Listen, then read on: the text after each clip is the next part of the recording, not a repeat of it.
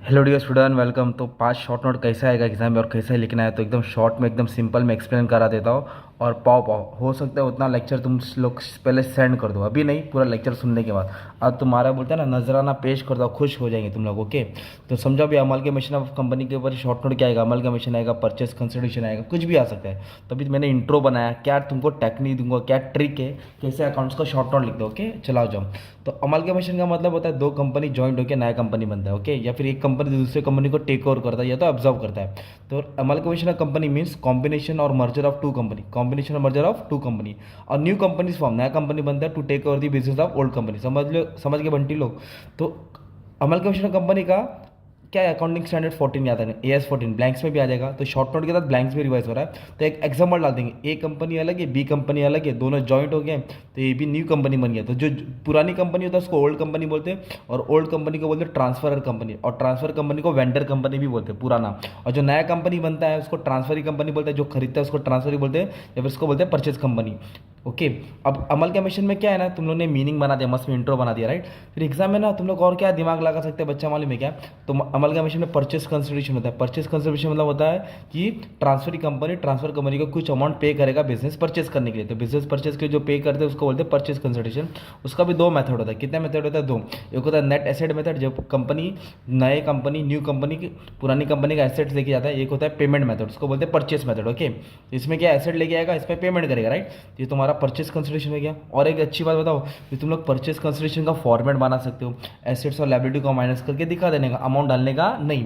और सबसे बेस्ट, तुम लोग को एग्जाम में कोई भी अमल का मिशन का क्वेश्चन आएगा, उसको क्वेश्चन को उठा के तुम लोग एग्जाम्पल दे देने का। This can be explain with the help of following example. जैसे राम और श्याम दिया है, तुम लोग करण अर्जुन डाल देना, नंबर को चेंज कर देना, ये पूरा पैराग्राफ उठा के तुम लोग शॉर्ट नोट में डाल देना। This is the example of amalgamation, in this way purchase consideration calculated. ये तुम्हारा ट्रिक हो गया। ओके, और भी क्या लिख सकते हैं अमल का मिशन में, तो amalgamation deal with AS accounting standard 14। Okay, amalgamation involves combination of two or more company to form new company. New company will have to new name. और इसमें क्या होता है, main purchase consideration word use करना, payment करना पड़ता है। Assets and liability of the old company are transfer to the new company. जो भी इंटरेस्ट होता है शेयर होल्डर का वो प्रोटेक्ट करते हैं। और purchase consideration is the amount. Purchase consideration क्या होता है, एक अमाउंट होता है that acquiring company is willing to pay to the old company, है ना। ये मस्त में मैंने तुमको इंट्रो बनाया, मेथड बताया। तुम लोग फॉर्मेट बना सकते हो और क्वेश्चन पेपर में क्या लिख सकते हो, क्वेश्चन लिख सकते हो। तो तुमको एक शॉर्ट नोट तैयार कर दिया 5 मिनट का, कुछ भी है अमल के मिशन में ये उठा के डालने का है। अभी जैसे बाकी का भी 4 चैप्टर का मिल जाएगा तो तुम्हारा दिल गार्डन गार्डन हो जाएगा। चला जाओ। तो पाओ पाओ नेक्स्ट टॉपिक है लिमिटेड लायबिलिटी पार्टनरशिप। इसका एक्ट कभी पास होता है, 2008 में पास होता है। ओके, कमेंट में पाओ पाओ कर देना, अगर अच्छा लग रहा है तो बस दुआ में याद रखना। सुनो भी, तो LLP क्या है, ये मिक्सचर है। मिक्सचर मतलब होता है दो चीज़ का मिश्रण है, पार्टनरशिप और कंपनी। पार्टनरशिप जहाँ दो लोग रहते हैं, और कंपनी मतलब बड़ी कंपनी, जॉइंट कंपनी, दोनों का मिश्रण को बोलते हैं LLP। तो limited liability partnership is a hybrid business. Hybrid का मतलब मिक्स होता है बच्चा, हाइब्रिड बोले तो मिक्स, ये वर्ड यूज करना। Okay, mixture business structure that combines the benefit of partnership and company, जहाँ दोनों बिजनेस ज्वाइन होते हैं। और LLP का एक एक्ट है 2008, कौन सा एक्ट है, 2008। तो LLP का मेन रूल क्या है, नेचर क्या है, फीचर क्या है, तो LLP charter document is the LLP agreement. Charter का मतलब होता है कानून, मतलब मेन डॉक्यूमेंट, बर्थ सर्टिफिकेट। तो LLP कंपनी का मेन डॉक्यूमेंट क्या होता है, LLP एग्रीमेंट होता है।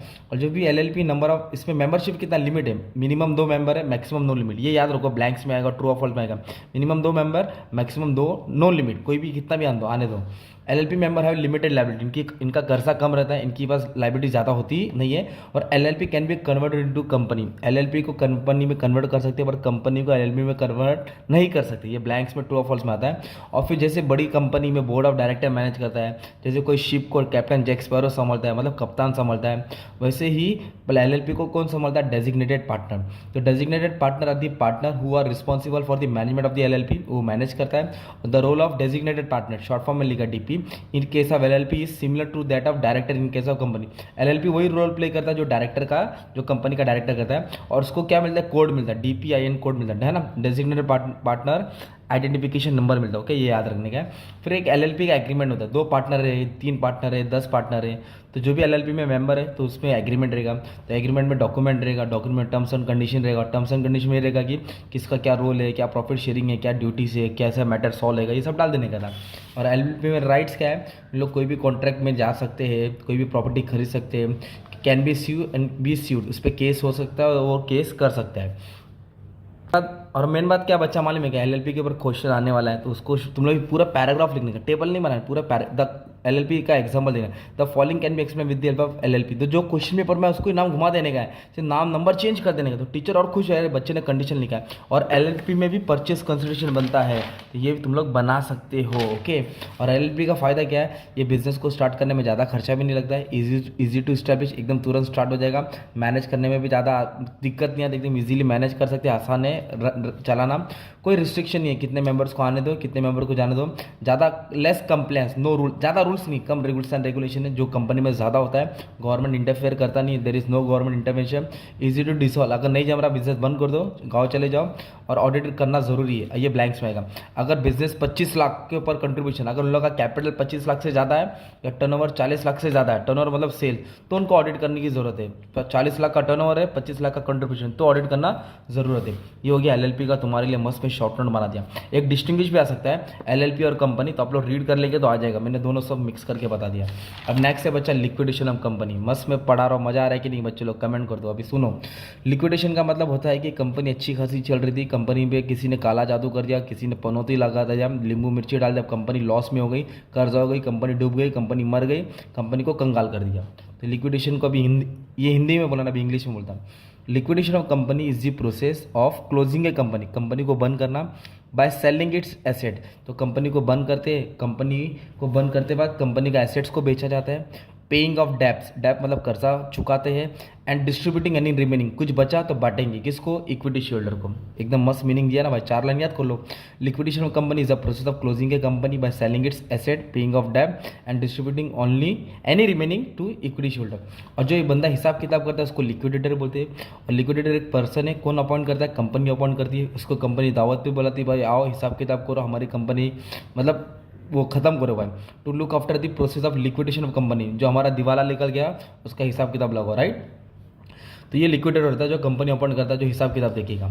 और लिक्विडेटर क्या करेगा, फ्री में काम करेगा क्या भाई, उसका अब्बा का दुकान है क्या, उसका खाला का है क्या, उसका मामा का है, नहीं, वो अपने काम के लिए क्या चार्ज करेगा, कमीशन, कमीशन को बोलते हैं रेम्यूनरेशन फॉर हिज वर्क। और रेम्यूनरेशन किस पे चार्ज करेगा, जो एसेट वो रियलाइज करेगा, जो एसेट बेचता है। और final statement of account is document prepare by liquidator. तो लिक्विडेटर क्या बनाएगा, फाइनल स्टेटमेंट बनाएगा, उसको बोलते हैं रिसिप्ट एंड पेमेंट, कितना पैसा आया, कितना कर्जा गया। ओके, आप लोग ने सम भी सॉल्व किया है, तो इस तरह तुम्हारा मीनिंग इंट्रो बनते जाएगा। फिर वही आइडिया बोला ना यार, क्वेश्चन पेपर में आएगा ना, ये ऊपर की लाइन लिख देना, ए बी है, इधर डाल देना XYZ कंपनी लिक्विडेट हो गया, फिर ये पूरी कंडीशन डाल देने का। टेबल मत बनाओ, टेबल को पैराग्राफ में बनाओ, this is the example of liquidation of company, statement of liquidator क्या बनाता है, इस तरह तुमको दिमाग लगाना है। जो तुमने सम प्रैक्टिस किया उसका इस्तेमाल करो ना बंटी लोग, टेंशन क्यों ले रहे हो। तो final statement of account is the document prepared by liquidator. तो इसमें क्या बनाता है, कंपनी एसेट्स और लायबिलिटी देखता है, अमाउंट ऑफ मनी रियलाइज मतलब बेच के कितना पैसा आया, एसेट बेच के कितना पैसा आया, amount of money distributed to creditor and shareholder, कर्जेदार को कितना दिया और जो बचा शेयर होल्डर्स को कितना मिला, रिमेनिंग अमाउंट। और लिक्विडेशन में सबसे पहले बाइंडिंग ऑफ पेटिशन, पहले पेटिशन डालेंगे कोर्ट में, भाई हमको बंद करना है, फिर लिक्विडेटर को अपॉइंट करेंगे, स्टेटमेंट ऑफ अफेयर बनाएंगे, एसेट्स को रियलाइज करेंगे, फिर डेप्ट को देंगे, कर्जा को देंगे, फिर शेयर होल्डर को देंगे, फिर फाइनल स्टेटमेंट बन के बिजनेस को खत्म करते हैं, ताला मार देते। ओके, बस में तुम्हारा ये भी लिक्विडेशन ऑफ कंपनी हो गया। अब ये लिस्ट है ना भाई, ये ब्लैंक्स में आता है 1-2 मार्क्स के लिए, और ये जिसने याद किया वो जीत गया। ओके, तो ABCDEFGH, तो उल्टा चालू करता हूँ। H में क्या आएगा, डेफिशिएंसी और सरप्लस। डेफिशिएंसी मतलब नहीं बचा, सरप्लस मतलब एक्स्ट्रा पैसा बचा। ओके, जो भी पैसा बचता है। F और G, F for preferential holder, equity share है ना, FG preference share, equity share, preference share, equity share. फिर CDE, C में क्या आएगा, प्रेफरेंशियल क्रेडिटर, पहला कर्जेदार, फिर डिबेंचर बाय फ्लोटिंग, फिर अनसिक्योर क्रेडिटर। तो याद रखो, preferential creditor, debenture, unsecure, preferential, debenture, unsecure. इधर आएगा एसेट्स नॉट स्पेसिफिकली प्लेज, जिसपे कोई गिरवी नहीं है, एसेट स्पेसिफिकली प्लेज जिसपे गिरवी है। तो लिस्ट A जिसपे कोई एसेट गिरवी नहीं है, B पे गिरवी है, फिर प्रेफरेंशियल क्रेडिटर, फिर डिबेंचर, फिर अनसिक्योर क्रेडिटर, फिर प्रेफरेंशियल होल्डर, फिर इक्विटी होल्डर, डिफरेंशियल सरप्लस। ये तुम्हारा हो गया लिक्विडेशन कंपनी का। मस्त में शॉर्ट नोट तैयार कर दिया, भेजे में दे दिया। अब नेक्स्ट है under writing of shares and debenture. Under writer कौन होता है मालूम है क्या बच्चा, अंडर राइटर वो है जो माँ कसम खाता है, कंपनी को बोलता है कि मैं तुम्हारा शेयर पूरा बेच दूंगा, कसम खाता है, अगर नहीं बिका तो खुद खरीदता है, मतलब he takes the guarantee of subscribing the shares. Underwriting of share and debenture is a process, एक प्रोसेस है वेयर अंडर राइटर, मार्क का सम लिखा ना तुम्हारे लिए, अंडर राइटर क्या करता है, agrees to purchase a certain number of share, guarantee लेता है to subscribe the share from a company at pre decide price, हाँ भाई मैं इतने भाव में खरीदूंगा, अगर मेरे से शेयर नहीं बिका, ये एजेंट होता है ना एक तरफ से, अगर नहीं बिका तो खुद खरीदता, ओके। तुम लोग अंडर राइटर का सम भी सॉल्व किए, फॉर्मेट बना सकते हैं ना Bunty. No person can act as a underwriter, किसी को भी अंडर राइटर नहीं बनेंगे अनलेस ही होल्ड सर्टिफिकेट, सीधी बात है, जिसके पास सेबी का सर्टिफिकेट है वही बंदा अंडर राइटर बन सकता है। और अंडर राइटिंग भी अलग अलग टाइप का होता है, एक होता है फर्म अंडर राइटिंग, एक होता है open under writing.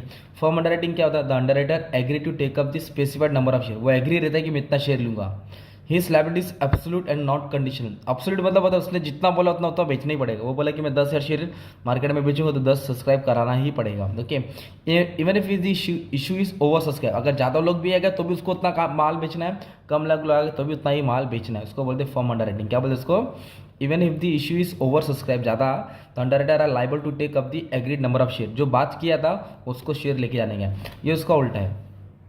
Open underwriting है, under this type of agreement the underwriter agrees to take up agreed proportion of share not taken by the public, जो पब्लिक ने नहीं लिया वो लेगा, इधर लायबिलिटी कंडीशनल है, ऑप्शनल है। He is liable only if issues under subscribe, अगर कम शेयर बिका तो खरीदेगा वरना खरीदने की जरूरत नहीं है। और एक होता है मार्क एप्लीकेशन जिसमें स्टैम्प लगता है, और एक अनमार्क जिसमें स्टैम्प लगता नहीं है, तो मैच द फॉलोइंग में आता है, ओके। और एक बात बोलूँ ना तुमको, जो मैंने समझाया था, जो अंडर राइटिंग के ऊपर क्वेश्चन आएगा तो इस ये नहीं बनाने का, फॉर्मेट बना देने का। अंडर राइटर का जो फॉर्मेट होता है ना बच्चा, जिससे कि आंसर का जो फॉर्मेट है तुम लोगों ने प्रैक्टिस किया, किधर है बल्टी जल्दी आ जा, बच्चों लोग के पास टाइम नहीं, ये फॉर्मेट बना देने का, statement of net under liability of under writer, ये नाम लिख देने का फॉर्मेट, ओके, छोटा सा। अब सुनो, application from stamp with the name of underwriter, it is an application where underwriter has agreed to purchase a specific number of share, जिस पे स्टैम्प लग गया कि मैं खरीदूंगा। अनमार्क उसका उल्टा, those application which do not bear the stamp of underwriter, जिस पे अभी तक कोई भी अंडरराइटर का स्टैम्प लगा नहीं है। And application where underwriter has not agreed to purchase, मैं खरीदूंगा नहीं, तो अनमार्क हो गया। और लायबिलिटी ऑफ अंडरराइटर कैसा है, ग्रॉस लायबिलिटी होता है, ग्रॉस बोलते हैं इसको कि इतना शेयर बेचना है, नेट मतलब उन लोग इतना खरीदेंगे, ये ग्रॉस होता है, ये नेट होता है ना। तो each underwriter to sell specified number of share to the public commission is calculated on gross liability. Net liability क्या है, this refer to the number of share to be taken by each underwriter when public has not subscribe, जब public subscribe नहीं करती है तो उसकी net liability आती है, और ये ग्रॉस तो उसको लेना ही पड़ता है, और इसको कमीशन मिलता है, तो इक्विटी शेयर पर 2.5% मिलता है, और मैक्सिमम कमीशन 5% है, मतलब अंडरराइटर को 5% ज़्यादा कमीशन मिलती ही नहीं है। और कमीशन हमेशा इशू प्राइस पे आता है, किस पे आता है, commission is always calculated on issue price. Issue price का मतलब क्या होता है, अगर 10 का शेयर है, प्रीमियम 2 रुपया, तो 12 रुपये पे इसको कमीशन मिलेगा, 12 रुपये पे क्या मिलेगा, कमीशन। तो मस्त में अंडरराइटर का मीनिंग भी मालूम पड़ेगा, मतलब तुमको अकाउंट्स का सम आता है पर थ्योरी लिखने नहीं आता, एकदम ईजी लैंग्वेज में तुम्हारे लिए मैंने प्यार मोहब्बत में समझा दिया, ऐसे इको कॉमर्स का पूरी बुक उड़ा दिया भाई, टेंशन मत लो। अब लास्ट चैप्टर है भाई, थक गया, देखो तुम्हारे लिए, देखो एकदम सुबह सुबह ही आया हो, बस फजर की नमाज़ पढ़ा, डायरेक्ट इधर आ गया, सहरी करके एकदम रिलैक्स, मतलब पढ़ने के बाद जाके सोता। आ जाऊँ, फॉरेन करेंसी अकाउंटिंग स्टैंडर्ड, अब बताओ पढ़ा रहा कैसे लग रहा है, कमेंट कर देना भाई, 13 मिनट हो गया है। देखो फॉरेन करेंसी बोले तो इंपोर्ट और एक्सपोर्ट, इंपोर्ट बोले तो माल खरीदना, एक्सपोर्ट बोले तो माल बेचना। तो फॉरेन करेंसी जो भी रहता है, डॉलर रुपीस है ना, वो अकाउंटिंग स्टैंडर्ड 11 किसके साथ डील करता है, accounting standard 11 deals with accounting treatment of foreign currency, okay. और इंपोर्ट का मतलब होता है हम लोग माल खरीदते तो अपने को पेमेंट करना पड़ता है, एक्सपोर्ट मतलब अपन माल सोल्ड करते बेचते दूसरी कंट्री को, तो पेमेंट रिसीव करते, पैसा आता है, डॉलर को रुपीस में कन्वर्ट करते, ओके। तो फॉरेन एक्सचेंज अकाउंट ये AS11 याद करने के।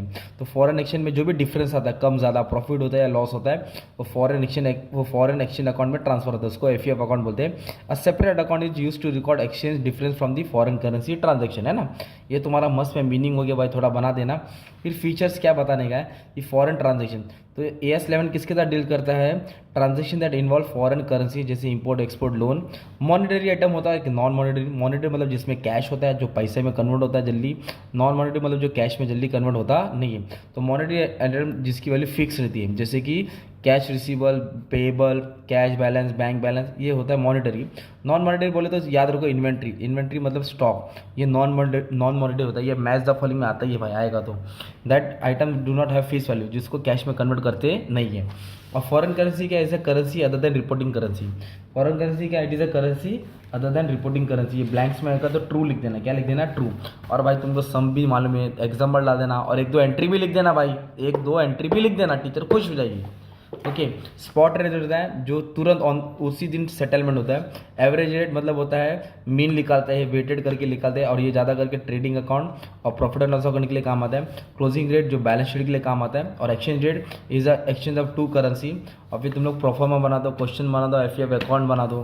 तो इस तरह मैंने क्या किया भाई, तुम्हारे लिए 15 मिनट में पूरा शॉर्ट नोट बना दिया। अच्छे से पढ़ लो, रिवाइज कर लो, बस शॉर्ट नोट मत छोड़ो। 4 शॉर्ट नोट लिखो, 20 मार्क तुम्हारा मिल गया, मतलब 15 मार्क तुम्हारा हाथ में ही। ओके, बस इतना ही बोलने का था, टेंशन नहीं लेने का था। ओके, पाओ पाओ। Thank you very much.